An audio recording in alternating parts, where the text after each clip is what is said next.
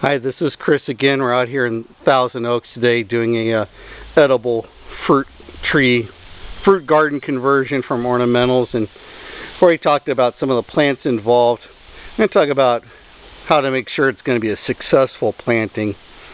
Part of it's starting off with a very good plant material. I would say in the West, if your tree hasn't been produced by Dave Wilson Nursery, L.E. Cook, or Orange County Wholesale, you're gambling with your plant material. Again, this is on the retail level. Agricultural level is a whole different matter.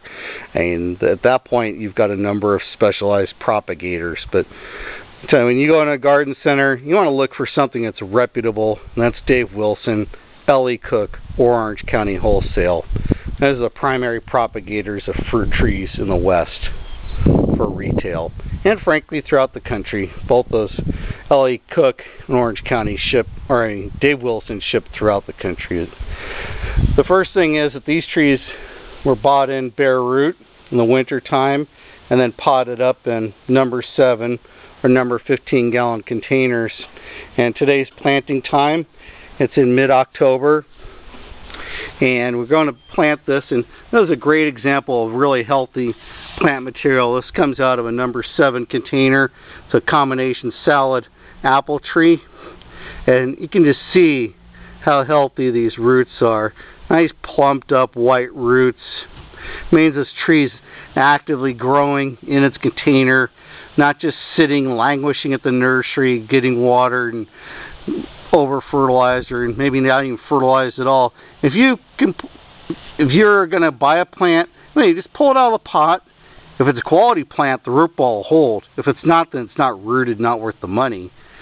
And if the root ball holds, you should have really nice white root system showing around most of the container, if not all the way around the container.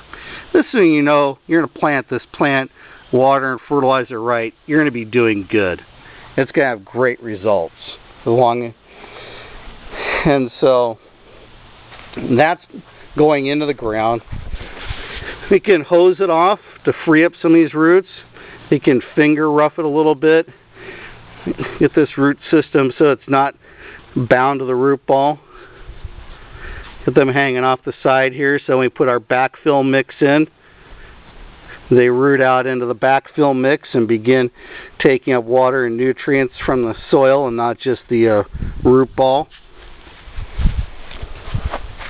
We've got our combination peach nectarine tree in the ground, and again, a lot of good white roots flushing off the side of the pot. And that's what we want. If you don't have these good healthy roots, you really can't be certain how the plant's going to grow. And this nonsense you could hear about, well, it's just brown right now because they're matured, or they're brown right now but they'll flush new roots later on. Hey, you drop in whatever it is, 50, 60, 200 bucks, 150 bucks for a fruit tree. Better damn well have some healthy roots right now, or there's plenty of other fruit trees for sale. So we're going to get that in there, and we're going to soak it down really well. Got the apricot tree over here. It's had its initial watering. It's still never going to be enough.